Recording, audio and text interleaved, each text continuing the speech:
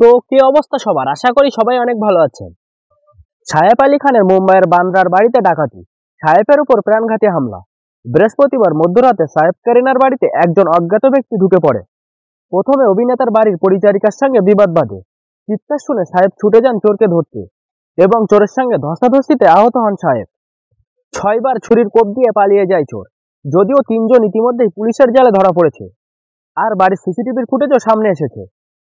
ঘটনার পরে সায়েব আলী খানকে লীলাবতী হাসপাতালে নিয়ে যাওয়া হয়েছে এবং তার অস্ত্রোপচার করা হয়েছে।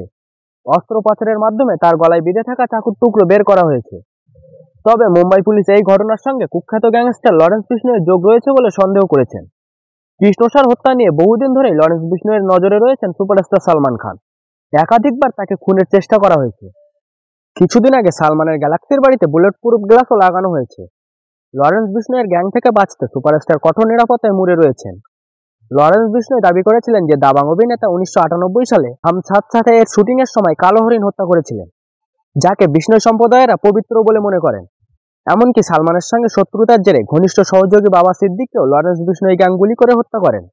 এই ঘটনার 3 মাস পর সায়েব আলী খানের উপর হামলা হলো। গত বছর এপ্রিলেও সালমান খানের বাসভবনের বাইরে গুলি চালানো হয়েছিল। তবে কি সালমানের ঘনিষ্ঠ বলে সায়েবকে টার্গেট করলেন লরেন্স বিষ্ণুয়ের গ্যাং? তা প্রশ্ন রয়েই গেল। তবে এ হামলায় লরেন্স বিষ্ণুয়ের চক্রে জড়িত থাকার বিষয়টি নিশ্চিত করেননি পুলিশ।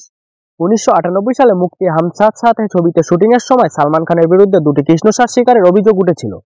সায়েব আলী খানের স্ত্রী কারিনা কাপুরের বোন কারিশমা কাপুরও এই সিনেমার অংশ ছিলেন। 2006 সালে সালমান খানকে 5 বছরের কারাদণ্ড দেন বিচারিক আদালত। তবে রাজস্থান হাইকোর্ট সাজা স্থগিত করেছে। তাই সায়েব আলী খানের উপর হামলার ঘটনায় লরেন্স বিষ্ণু জড়িত থাকতে পারে বলে অনুমান। এই ঘটনায় 6 জন আহত হয়েছেন, যার মধ্যে 2 জনের ক্ষত গভীর। তো আজকের মতো ভিডিওটি এই পর্যন্ত। নতুন ভিডিও সবার আগে দেখার জন্য চ্যানেলটি সাবস্ক্রাইব করে রাখুন। ধন্যবাদ।